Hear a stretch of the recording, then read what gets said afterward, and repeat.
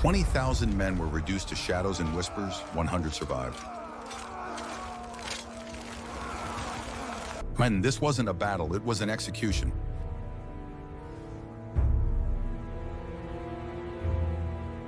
Wishhoward.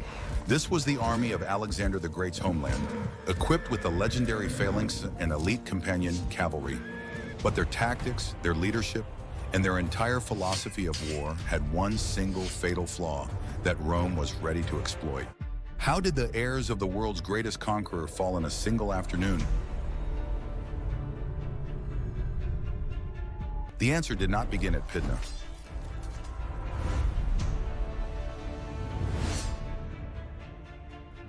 Began decades earlier with a ghost, the ghost of Hannibal Barca. In the courts of Pella, the news of Carthage's ultimate defeat at Zama had been met with a stunned, calculating silence. King Philip V of Macedon, who had once seen the Carthaginian general as a convenient tool to distract the iron grip of Rome, now felt that grip tighten around his own peninsula.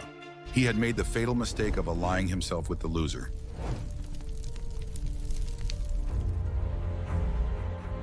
In Rome, a republic forged in perpetual warfare had a long memory and a pragmatic, brutal definition of threat. The ink on the treaty with Carthage was barely dry before the Senate's gaze, cold and unflinching, turned east. They saw Alexander's homeland not as a monument to past glory, but as the next rival to be dismantled. Thus began the long, grinding sorrow of the peninsulas, a conflict that would bleed 2 generations between 200 and 148 BCE. The great tapestry of Alexander's former empire was already torn, frayed into 3 rival kingdoms. The Macedon, the heartland, clutched at Greece.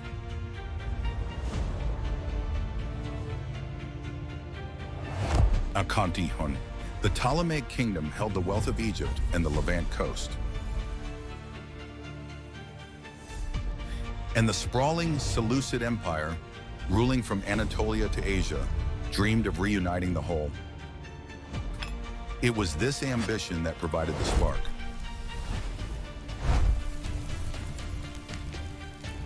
Seleucids, in their hubris, struck south against Egypt, counting on Philip's Macedon as their hammer. Rome's intervention was immediate, decisive, and cloaked in the language of liberation. They claimed to be saving the Greek polis from Macedonian control, a pretext that allowed them to shatter Philip's power, leaving Macedon humbled and disarmed. Philip V died a broken king, leaving his throne and his feud to his successor, his son Perseus. Perseus was a different man.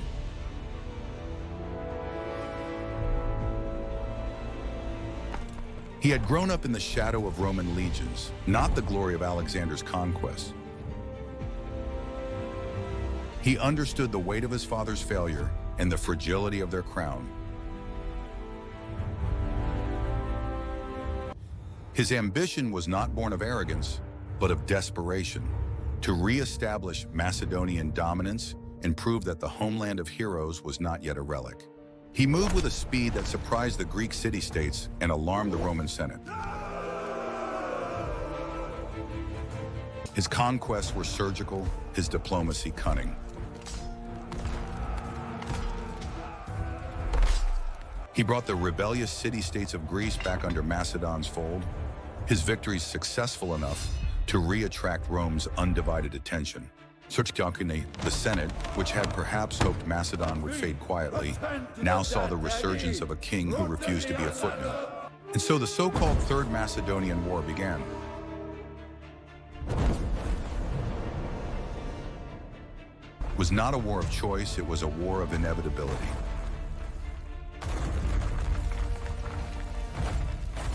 Rome did not send envoys, it sent legions.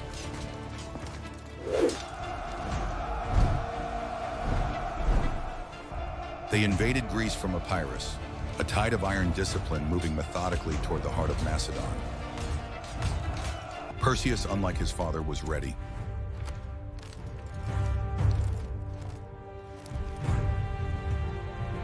He met them with the full force of his kingdom and his Thessalian and Thracian allies. When at the Battle of Callinicus, the impossible happened.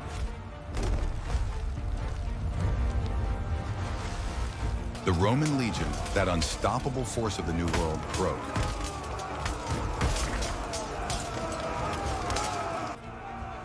Perseus, standing tall in his bronze cuirass, watched the Roman maniples falter and then rout before the disciplined advance of his phalanx. It was a successful battle, a stunning victory that sent shockwaves from Athens to the Tiber. In the glow of this victory, Perseus did what any Hellenistic king would do. He attempted to negotiate. You will withdraw your legions. He was a king, not a butcher.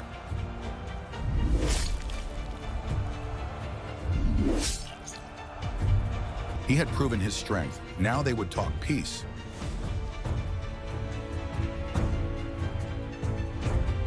Onakin, he sent ambassadors to the Roman camp, offering generous terms. The Roman consul, his pride stinging, sent back a message that was not diplomacy, but a declaration of total war. The Romans refused.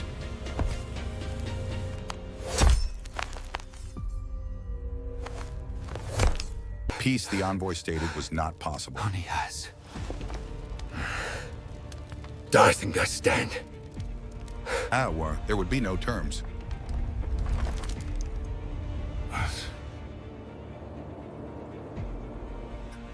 There would only be the complete surrender of Perseus and therefore of Macedonia.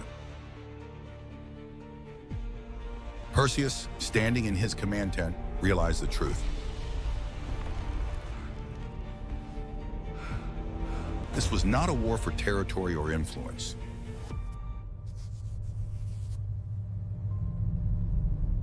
Massacre was a war of annihilation.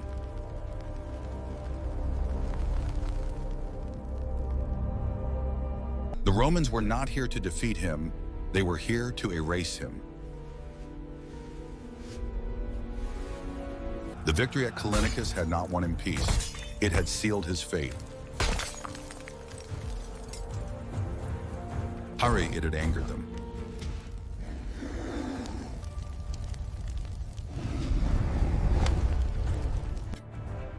The Roman response was to turn on his allies, to rip apart the coalition he had carefully rebuilt. They moved into Thessaly and Illyria, their campaign one of brutal, systematic subjugation. But Perseus would not let them.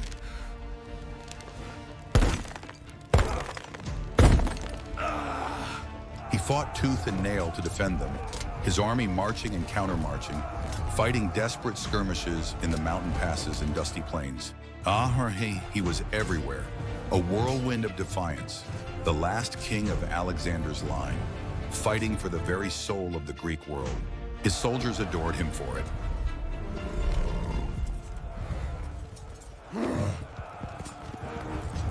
They were, after all, Macedonians.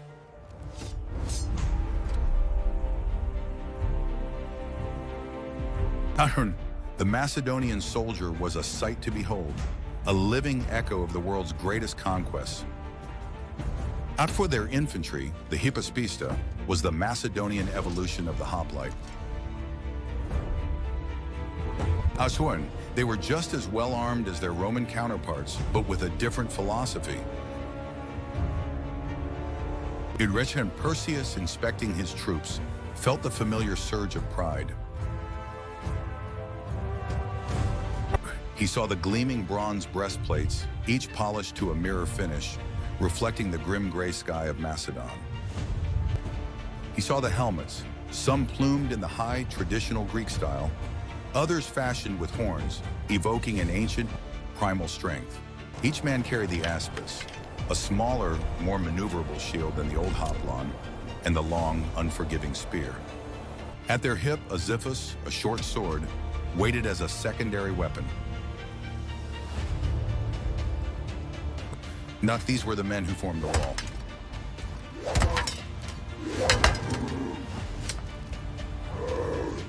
But the wall was just the anvil. The hammer was the heteroi, the elite companion cavalry. Perseus turned his gaze to the cavalry wing, a sea of men and war horses. These were, without question, the world's premier shock troops. And they would form the backbone of Perseus's cavalry, his instrument of decision. The Macedonian strategy was simple because it was perfect. It had been honed for centuries. The phalanx, that bristling forest of spears, would pin the enemy, absorbing their charge, holding them in a killing box. Then, at the decisive moment, the heteroi would flank, crashing into the enemy's exposed side or rear, and decimate the opposing forces. Pin, flank, and shatter. It was a strategy that had conquered the known world. But that Perseus failed to see was the problem. It had been centuries. And while Macedon polished its legacy, Rome had been innovating. This strategy, so efficient and beautiful, had, for this new kind of warfare, become somewhat outdated. Rome was not Persia. The Romans knew exactly what was coming. They were well versed in Greek tactics. Worse, unfortunately for the Macedonians, they had developed a superior method. The fatal flaw was not in the courage of the Macedonian soldier, but in the system itself. The Macedonian phalanx was a single magnificent organism. It required its men to move as one, a solid wall of iron and bronze.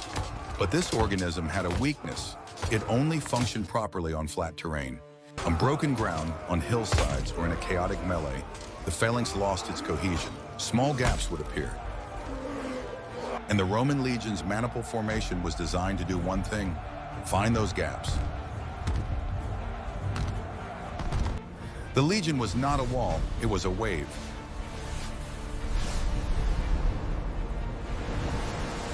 It was composed of dozens of small, flexible, independent units that could detach, maneuver, and exploit any opening.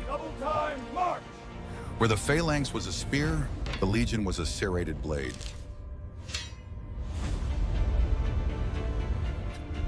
This tactical divide was deepened by an even more significant cultural one.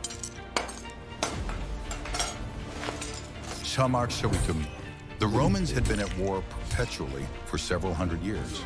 They had fought Celts, Samnites, Carthaginians, and Greeks. Their entire society was a war machine, and their experience was vast and diverse. Macedon, by contrast, had been fighting itself and its weaker neighbors. But the most profound difference, the one that would decide the war, was in leadership. In the Greek world, it was quite normal for a king to participate in battle and lead his troops.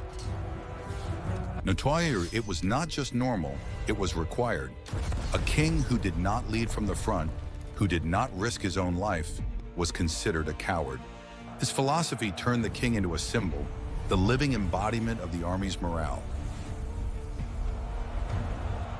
And it was just like in chess, if the enemy managed to kill the king, they won the war. The Macedonians could lose an entire war in a single afternoon, in a single moment of royal failure. The Romans, on the other hand, were more pragmatic.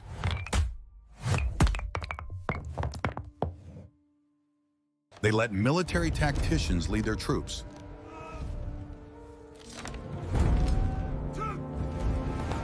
The Roman commander, a consul or a proconsul, was an experienced general, but his life was not the linchpin of the army.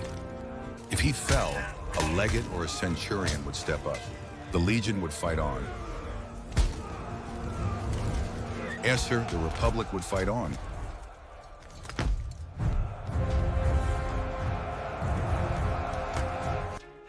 This made the Greeks vulnerable in a way they couldn't even comprehend. Hadrian, the result was that the Greeks could lose a war in a single battle, while the Romans were effectively invincible. They could lose a Callinicus, they could lose a Cannae, it did not matter. Mare, they would raise new legions, they would send new tacticians. Sore, they would simply keep coming until the enemy was salt-plowed into the earth. And so as Perseus gathered his magnificent, outdated army, as he shouldered the symbolic, fragile burden of the warrior king, the outcome was already written. It was only a matter of time.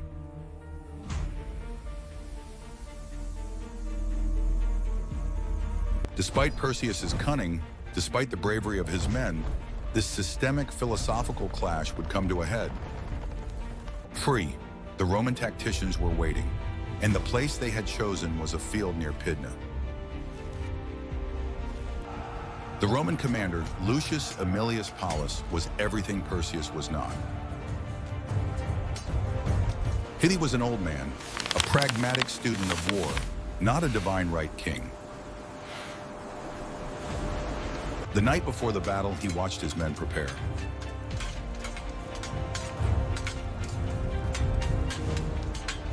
He did not give a speech about glory or ancestors. We fight today. The left flank must hold the line here. He gave instructions.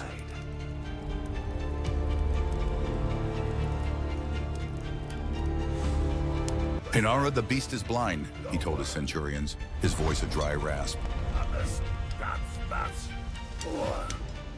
It is a wall of spears, but it cannot turn. It cannot flex. On the flat, we avoid it.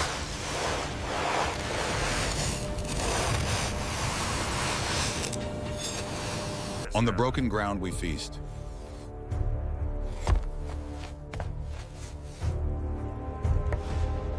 He pointed to the terrain they had chosen, a plain that looked flat but was subtly rippled with small hills and ditches. You will not attack the front, he commanded.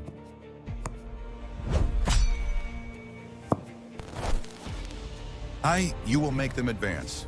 You will feign a retreat. Hold them onto the uneven ground. The phalanx will break its own cohesion. Gaps will form. He looked into the eyes of his hardened officers.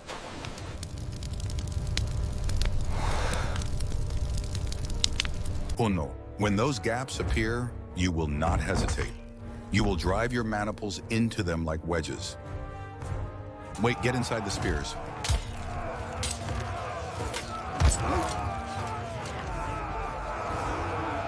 Your gladius is useless at 20 feet. It is a god at 2. This was the superior method, a plan born of experience.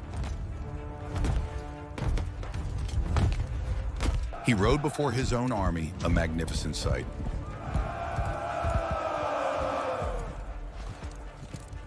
The phalanx was arrayed, 16,000 men in the center, a forest of 20-foot sarissas pointed at the sky. Mount on his right, the heteroi, his companion cavalry, stomped and snorted, their lances a thicket of deadly wood. His strategy was the same one Alexander had used.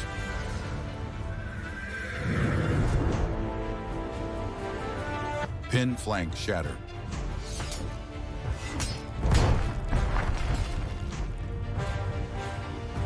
The battle began.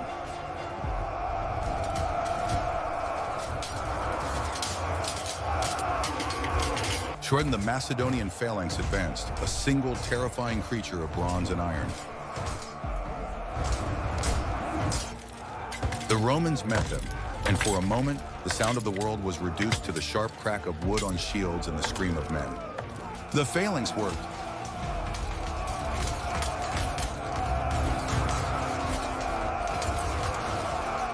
Its sheer weight and the length of its spears were devastating. Whack of the Roman front line buckled.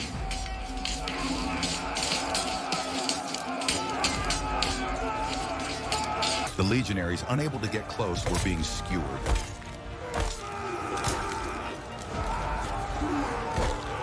Perseus, watching from his command position, felt a surge of triumph. No, so, but Paulus, the Roman tactician, saw this not as a defeat, but as the plan unfolding. He gave the signal.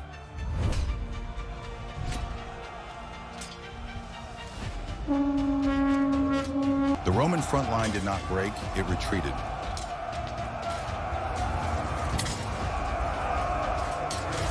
In good order, the mandibles fell back, pulling the exultant Macedonians forward, luring them off the flat plain and onto the broken ground Paulus had chosen. The phalanx in its eager pursuit began to stretch.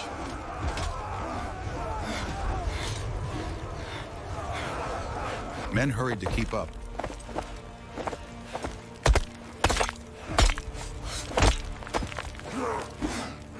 Yet the rigid lines, the very source of their strength, began to shiver.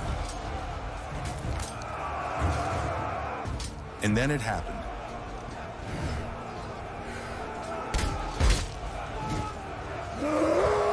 What were fatal mistakes? A unit on the left, moving faster than the center, opened a small, imperceptible gap. A centurion, his red-plumed helmet a speck in the chaos, saw it.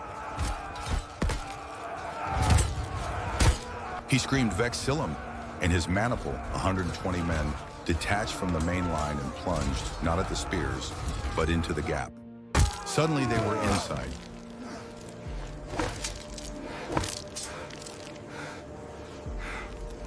The phalanx was not designed for this.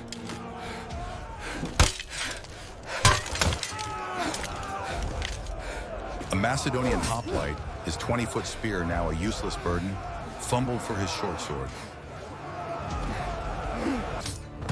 The Roman, with his large shield and his short gladius, was an engine of close-quarters destruction. It was a disaster.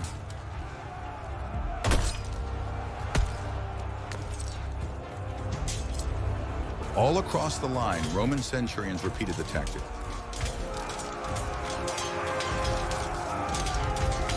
The Macedonian phalanx was being exploited, carved apart from the inside out. It was no longer a wall, it was a series of isolated, desperate brawls. The Battle of Pydna was a complete and utter disaster for Macedonia. A defeat so resounding that it remains one of the worst military defeats in history. The armies had been roughly equal in size.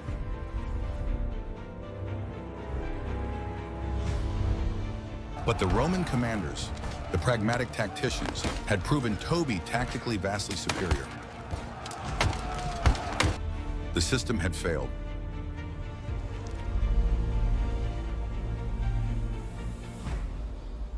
And now the king would fail too.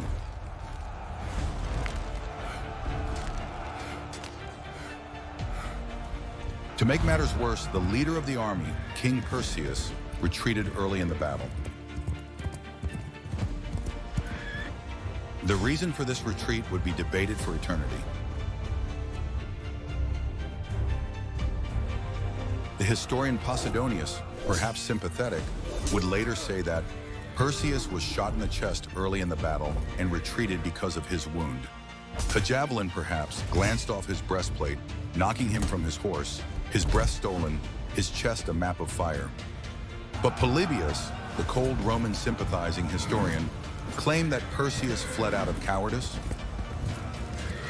that he saw his phalanx, his invincible wall, being dismembered and his nerve broke. But whatever the reason, the Macedonians saw their king retreating. They saw the royal standard, the starburst of Macedon, turn from the battle. The cultural linchpin had been pulled.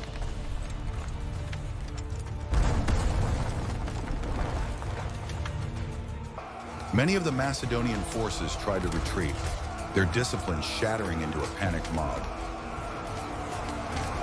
Others, the bravest and most doomed, stood their ground only to be slaughtered to the last man. The final unforgivable betrayal was yet to come.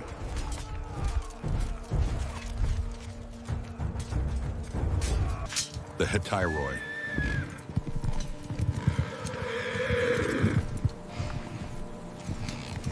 Here they sat on their horses, a thunderous, potent force, and watched the infantry collapse. So, they chose not to participate in the battle, thus abandoning the Macedonian infantry. Whether their commander saw a lost cause or was waiting for an order from a king who had already fled, it did not matter. They did nothing.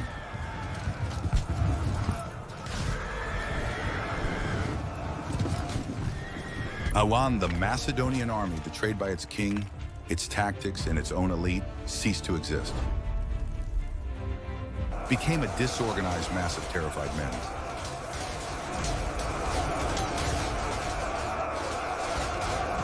Many Macedonians rushed to the sea, hoping to ask for help from the Roman warships. Wetkin, they preferred to surrender to the fleet than to the legions. But the Romans were not in a merciful mood.